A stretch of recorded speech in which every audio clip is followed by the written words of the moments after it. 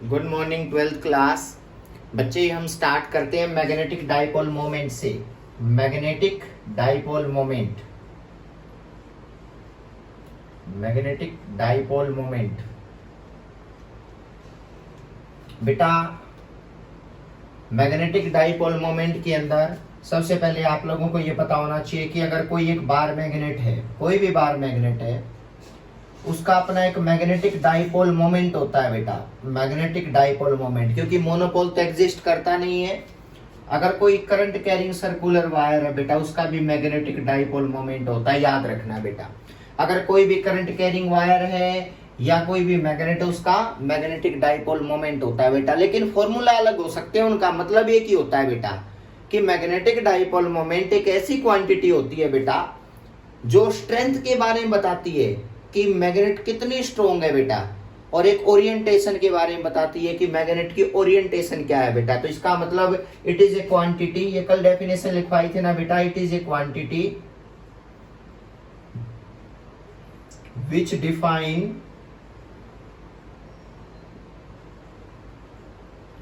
define the strength and orientation of magnet बेटा। Orientation of magnet, याद रखना ये बात बेटा, ओरिएंटेशन ऑफ ए मैग्नेट। अब बात आती है कि अगर ये एक मैग्नेट है, इसकी लेंथ, मैग्नेटिक लेंथ मान लिया बेटा, कुछ भी मान लो, 2L मान लिया बेटा, कि साउथ और नॉर्थ के बीच का जो गैप है ना, इसको हम मैग्नेटिक लेंथ बोलते हैं बेटा। मैग्नेटिक लेंथ,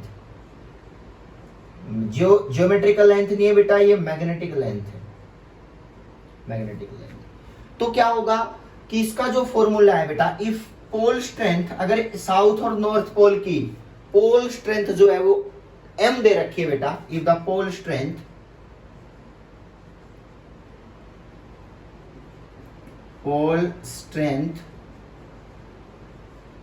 ऑफ मैग्नेट जो है वो m दे रखी है बेटा, और लेंथ ऑफ मैग्नेट जो है, लेंथ ऑफ मैग्नेट है वो बेटा 2L दे रखी है।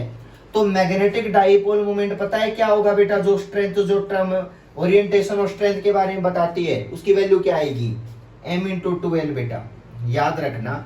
यानी कि पोल स्ट्रेंथ और मैग्नेटिक लेंथ, कितनी लेंथ है मैग्नेट की बेटा, उसको आपस में मल्टीप्लाई कर दो तो वो मैग्नेटिक डाइपोल मोमेंट आ जाता है बेटा, याद रखना ये बात, मैग्नेटिक डाइपोल मोमेंट।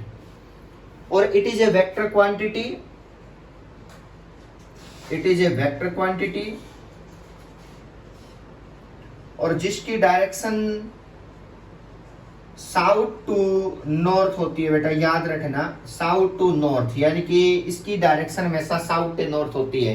ये मैग्नेट के बारे में बताया कि कोई बार मैग्नेट अगर आपके पास है तो उसका मैग्नेटिक डाइपोल मोमेंट बताना कोई बड़ी बात नहीं है बेटा। आप आराम से पोल स्ट्रेंथ को और मैग्नेटिक लेंथ को आपस में मल्टीप्लाई कर सकते हो बेटा। अब बात आती है इस सर्कुलर की। अगर मान लिया बेटा ये कोई भी करंट कैरिंग वायर है, सर्कुलर वायर है, ये भी एक मैग्नेट की तरह बिहेव करती है, इसका नाम होता है इलेक्ट्रोमैग्नेट बेटा। ये परमानेंट मैग्नेट नहीं है, ये इलेक्ट्रोमैग्नेट है बेटा। अगर ये करंट कैरिंग वायर है और इसका एरिया ए दे रखा है बेटा, यानी कि करंट कैरिंग वायर का एरिया ए है, तो इसका भी मैग्नेटिक डाइपोल मोमेंट निकाला जा सकता है, क्योंकि एक मैग्नेट है। इसका कौन सा पोल नॉर्थ है, कौन सा साउथ है, तो देखो बेटा, इसका ये जो पोल है, ये सामने वाला नॉर्थ पोल है, और पीछे वाला बोर्ड के अंदर कौन सा है बताओ, साउथ है। तो मतलब ये बिल्कुल सेम है कि इसमें करंट देता हूं ना, तो सामने फ्रंट नॉर्थ, पीछे क्या है, साउथ। तो ये भी मैग्नेट है बेटा। इसका मतलब यहाँ पे मैग्नेटिक डाइपोल मोमेंट निकालना कैसे होगा बेटा, अगर मैं लूप का एरिया ए मान लू, इफ एरिया ऑफ लूप जो है ना बेटा, नोट करते चलना, वो ए है बेटा, और करंट इन द लूप जो है ना बेटा वो आई मान लिया, तो यहां पे मैग्नेटिक डाइपोल मोमेंट का जो फॉर्मूला आएगा ना, वो आएगा बेटा I multiply A, area current into area enclosed by that current बेटा। ये दोनों फॉर्मूले मैग्नेटिक डाइपोल मोमेंट के होते हैं बेटा।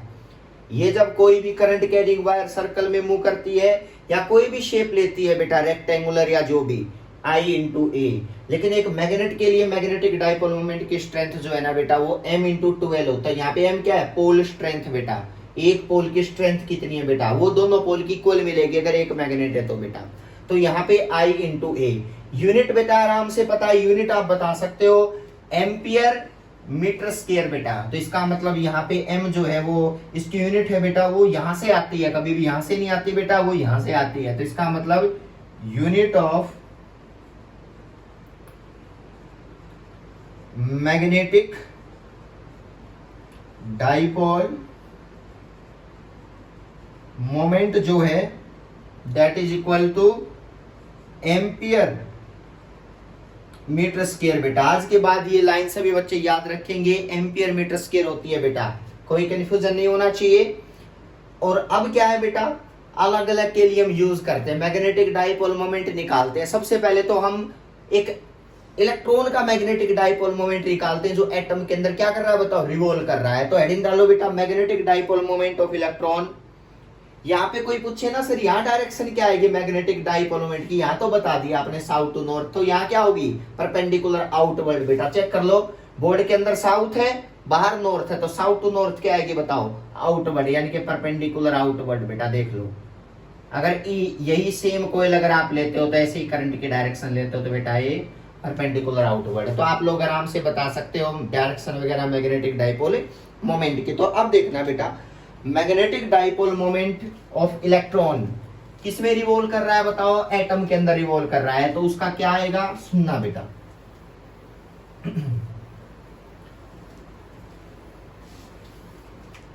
देखो मैग्नेटिक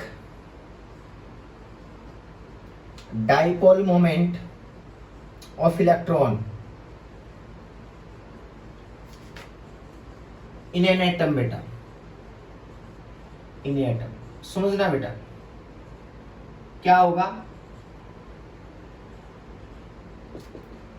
सबसे पहले तो मैग्नेटिक डाइपोल मोमेंट, मान लिया एक इलेक्ट्रॉन है बेटा जो चक्कर लगा रहा है न्यूक्लियस के सराउंडिंग में। जर्नली देखना, ये इलेक्ट्रॉन चक्कर लगा रहा है, इसकी रेडियस r है बेटा, और ये इलेक्ट्रॉन इधर चक्कर लगा रहा है। तो इलेक्ट्रॉन जिधर जाएगा करंट उसके अपोजिट जाता है बेटा, तो करंट की डायरेक्शन ये बनेगी बेटा। सुनना, r रेडियस है, एरिया भी बनेगा, करंट भी है। तो अगर इसमें magnetic dipole moment of electron निकालना चाहो तो क्या आएगा बेटा, मान लिया बेटा r क्या दे रखी है, रेडियस ऑफ सर्कल बेटा, रेडियस ऑफ ऑर्बिट बोल सकते हो जिस ऑर्बिट में रिवॉल्व कर रहा है। E क्या है बताओ, चार्ज ऑन इलेक्ट्रॉन बेटा। अब बात आती है मैग्नेटिक डाइपोल मोमेंट का, तो एक सिंपल सा फॉर्मूला होता है बेटा, I इंटू ए, कोई प्रॉब्लम नहीं है बेटा, area into current into area enclose. अब बात आती है करंट का फॉर्मूला बेटा, तो करंट का फॉर्मूला जो आएगा देखो बेटा, करंट होता है चार्ज अपॉन टाइम, चार्ज का टाइम के साथ मूव करना बेटा। तो क्या होगा बताओ, अगर मैं एक रोटेशन में करंट देखना चाहूं कि एक रोटेशन में इलेक्ट्रॉन कितना करंट प्रोड्यूस करेगा, तो आंसर आएगा E बाई टी बेटा, मतलब इलेक्ट्रॉन पे चार्ज अपॉन टाइम पीरियड बेटा। तो T यहाँ पे है टाइम पीरियड, एक रोटेशन का टाइम बेटा, टाइम पीरियड। तो आपसे पूछे एक रोटेशन में करंट ने, चार्ज ने कितना करंट प्रोड्यूस किया, तो E बाई टी बेटा। E है चार्ज, T है एक टाइम पीरियड बेटा, एक यानी कि एक रोटेशन का टाइम पीरियड, तो T है बेटा। तो T कितना होगा ये हम निकालेंगे। तो देखना बेटा, इफ, ये मान लो बेटा, if electron moving, if electron moving with velocity v, ये बात हम मानते हैं बेटा, अराउंड द न्यूक्लियस बेटा।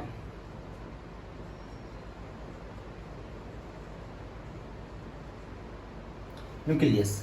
अब सुनना, अगर इलेक्ट्रॉन रिवॉल्व करते हैं तो टाइम पीरियड का फॉर्मूला बहुत इजी है बेटा, डिस्टेंस तो होगी 2 पाई r, और किस वेलोसिटी से मूव करता है, मान लिया v वेलोसिटी से, तो 2 पाई r बाई v। ये एक रोटेशन का टाइम पीरियड होता है 2 पाई r बाई v। तो इस टाइम पीरियड को मैं यहाँ पे क्या कर सकता हूँ बताओ, आराम से बेटा या पुट कर दो तो करंट आ जाता है ना। तो I की वैल्यू क्या आ गई बताओ, I जो निकल गया था it is equal to E by EV by 2 pi r। Check कर लो बेटा, चाहिए ये आंसर आएगा EV बाई 2 पाई r, ये करंट की वैल्यू निकल गई बेटा। अगर कोई इलेक्ट्रॉन v वेलोसिटी से रिवॉल्व कर रहा है ना, तो करंट कितना प्रोड्यूस करेगा एक रोटेशन में, EV/2πr। तो अब देखो ये इक्वेशन नंबर 1, ये इक्वेशन नंबर 2। तो बेटा यहां से करंट की वैल्यू की इक्वेशन 1 में पुट कर दो, तो मैग्नेटिक डाइपोल मोमेंट की वैल्यू क्या आ गई बताओ, EV/2πr मल्टीप्लाई एरिया कितना है पाई आर का स्क्वायर। चेक कर लो बेटा, सर्कल का एरिया पाई आर स्क्वायर है। तो ध्यान से देखना m क्या आ गया बताओ, m इज इक्वल टू एक आर से एक आर कैंसिल, पाई से पाई कैंसिल, तो आ गया EVR/2। बेटा एक बात याद रखना, माइनस साइन लगा लेना क्योंकि इलेक्ट्रॉन के ऊपर नेगेटिव चार्ज होता है, बिल्कुल एंडिंग में लगा देना नेगेटिव साइन, ठीक है। साथ में लेके चलो तो साथ में भी लेके चल सकते हो, लेकिन एंडिंग में एक इलेक्ट्रॉन के लिए नेगेटिव साइन जरूर लगा देना जो यहाँ से स्टार्ट होता है बेटा। अब बात आती है, ठीक है सर EVR/2। अब मेनली क्या है, ये हमें ये नहीं पता इलेक्ट्रॉन किस ऑर्बिट का है बेटा, क्योंकि ऑर्बिट चेंज होते रहते हैं, first state, second state, third excited, तो लेवल्स चेंज होते रहते हैं। तो बेटा मैग्नेटिक डाइपोल मोमेंट क्या होता रहेगा, चेंज। तो मैं यहाँ पे एक ऐसी टर्म लेके आऊंगा जो आप लोगों को ये बताएगी कि कौन से नंबर का ऑर्बिट है। आप लोग एक वैल्यू पुट करोगे, आपका आंसर आ जाएगा। देखो बेटा वो है एंगुलर मोमेंटम। बेटा एंगुलर मोमेंटम याद रखना बेटा, ये टर्म में लेके आऊंगा मैं इस फॉर्मूले के अंदर। इक्वेशन 3 मान लो बेटा, एंगुलर मोमेंटम। बेटा अभी तक आप लोगों को देखो बेटा, हर ऑर्बिट की रेडियस भी अलग होती है, वेलोसिटी भी अलग होती है बेटा, लेकिन मैं इन सबसे दूर एक टर्म लेके आ रहा हूं एंगुलर मोमेंटम की, जो इजीली किसी भी ऑर्बिट के बारे में बताया जा सकता है बोर का कॉन्सेप्ट यूज करके, NH/2π वाला बेटा। इसका मतलब वो वाला कॉन्सेप्ट यहाँ पे यूज करेंगे ताकि एग्जैक्ट मैग्नेटिक डाइपोल मोमेंट की वैल्यू सिर्फ ऑर्बिट नंबर डिपेंडेंट हो बेटा, वहां V और R का डिपेंडेंट खत्म हो जाए बेटा। तो क्या होगा बेटा, मैग्नेटिक डाइपोल मोमेंट अगर मुझे निकालना है तो बिल्कुल सिंपल ही बात है बेटा, यहां से m is equal to magnetic, देखो बेटा इस इक्वेशन को मैं m से मल्टीप्लाई कर दूं बेटा, MVR बन गया बेटा, और m से डिवाइड कर दूं, कोई इफेक्ट तो पड़ने वाला नहीं है। लेकिन ये देखो MVR ये होता है angular momentum of electron, angular momentum of electron about किसके बताओ, न्यूक्लियस के अबाउट। तो about angular momentum of electron about nucleus MVR बेटा। तो अब यहाँ पे L के टर्म में लिख सकता हूं, तो L एंगुलर मोमेंटम को L से डिनोट करते हैं, that is equal to MVR बेटा। देखना ये बोर के सबसे इजी मेथड में से था एंगुलर मोमेंटम बताना बेटा। तो देखो अब यहाँ पे L की वैल्यू पुट कर दो, तो आपका रिजल्ट क्या निकल के आया बेटा। अगर मैं यहाँ L की वैल्यू पुट कर देता हूं तो जो रिजल्ट निकल के आया बेटा वो क्या है, देखना भाई, ये नोट कर लेना सारी चीजें साथ में।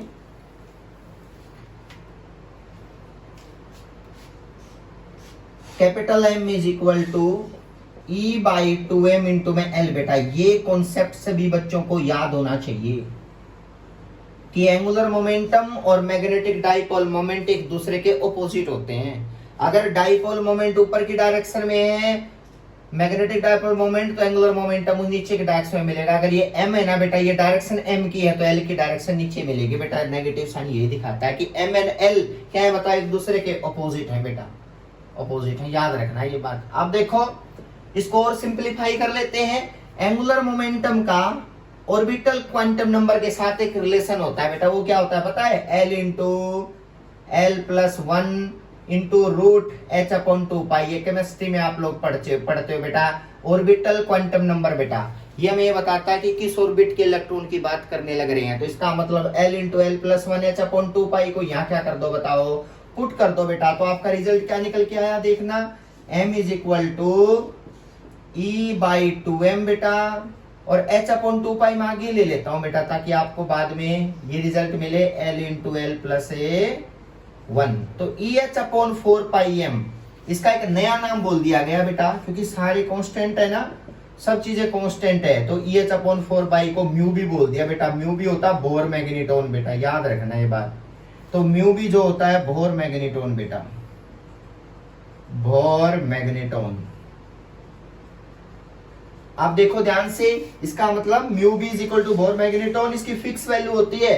वो आपका होमवर्क भी है कि आप आराम से मुझे बताओगे इसकी कौन सी फिक्स वैल्यू होती है बेटा, EH/4π बेटा। ये आप लोगों को याद रहनी चाहिए कि बोर मैग्नेटोन बेटा, और इसकी एक फिक्स वैल्यू होती है, आप लोग खुद बताओगे। H प्लैंक्स कांस्टेंट होता है, E चार्ज ऑन इलेक्ट्रॉन होता है, या लिख लो H जो होता है वो प्लैंक्स कांस्टेंट बेटा। ई होता है charge on electron, bore magnetron में जो टर्म यूज होती है। एम क्या है बताओ, मास ऑन इलेक्ट्रॉन।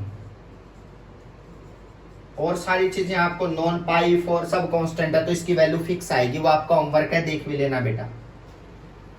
और ये रिजल्ट आपको सभी को याद होना चाहिए कि एल की वैल्यू पता होनी चाहिए सभी को, और आप एम बता सकते हो कि हर ऑर्बिट का मैग्नेटिक डाइपोल मोमेंट क्या आएगा बेटा, तो आप आराम से ये चीज बता सकते हो, mu B into L plus one. तो ये रिलेशन, ये magnetic dipole moment of electron हर किसी को याद होना चाहिए। ये फॉर्मूले कहीं ना कहीं किसी भी टाइप से पूछे जा सकते हैं आप लोगों से, ठीक है बेटा। Thank you so much.